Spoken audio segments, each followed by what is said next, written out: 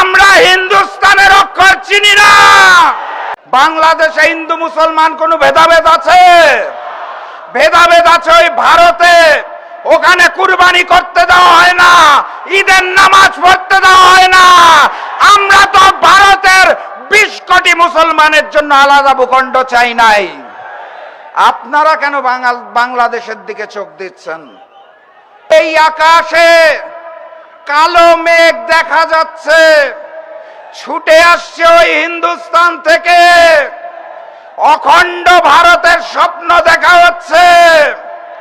ভারত থেকে নবনিযুক্ত high commissioner এসে অখণ্ড ভারতের গল্প শোনাতে চায় আমাদের।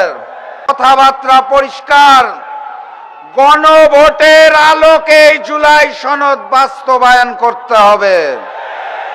তারা আবার সংসদে যে বলতে চায় অক্ষরে অক্ষরে নাকি জুলাই সনদ বাস্তবায়ন করবে। কোন অক্ষর? কার অক্ষর? আমরা হিন্দুস্তানের অক্ষর চিনি না। আমরা বিএনপির গুলশান অফিসের অক্ষর চিনি না।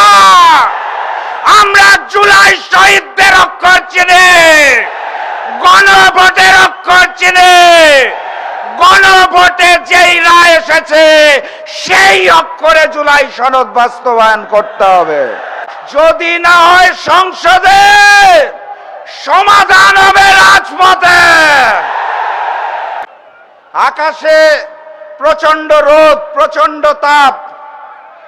এই আকাশে কালো মেঘ দেখা যাচ্ছে, ছুটে আসছে ওই হিন্দুস্তান থেকে।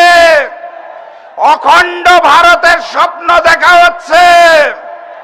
ভারত থেকে নবনিযুক্ত হাই কমিশনার এসে অখণ্ড ভারতের গল্প শোনাতে চায় আমাদের। আমরা স্পষ্ট ভাষায় জানিয়ে দিতে চাই, আমাদের ভূখণ্ডের সিদ্ধান্ত 1947-এ হয়েছে, 1971-এ হয়েছে, 2024-এ হয়েছে। আমাদের স্বাধীনতা এবং সার্বভৌমত্ব নিয়ে ছিনিমিনি খেলার চেষ্টা করবেন না। এই খুলনা অঞ্চলে দীর্ঘদিন ধরে হিন্দু এবং মুসলমান কাঁধে কাঁধ মিলিয়ে বসবাস করছে। কোনো সমস্যা আছে? নতুন করে ভারত থেকে দাবি তোলা হচ্ছে রয়ের প্রেসক্রিপশনে হিন্দুদের জন্য নাকি বাংলাদেশে আলাদা ভূখণ্ড প্রয়োজন। বাংলাদেশে হিন্দু মুসলমান কোনো ভেদাভেদ আছে?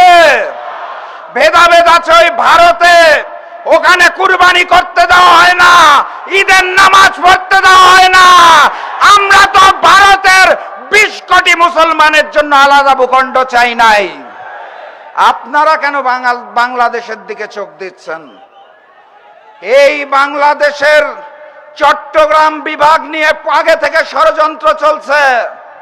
নতুন করে এখন রংপুর বিভাগ নিয়েও তারা ষড়যন্ত্র করতে চায়। কথাবার্তা পরিষ্কার, আমার চট্টগ্রাম, আমার রংপুরের দিকে চোখ দিলে ওই হিন্দুস্তানের 7 সিস্টার চূর্ণ বিচূর্ণ হয়ে যাবে ইনশাআল্লাহ। বাংলাদেশের স্বরাষ্ট্রমন্ত্রী, যিনি ভারতের মুখ্যমন্ত্রীর ভাষায় কথা বলেন, বাংলাদেশের ম্যানেজ ভোটের প্রধানমন্ত্রী, যিনি জবান খুলতে পারেন না, তাদের জানিয়ে দিতে চাই, নত জানু পররাষ্ট্রনীতি ত্যাগ করুন। স্বাধীন সার্বভৌম বাংলাদেশের জন্য এবং গণভোট বাস্তবায়নের জন্য 11 দল রাজপথে নামবে এবং বিজয় ছিনিয়ে আনবে ইনশাআল্লাহ।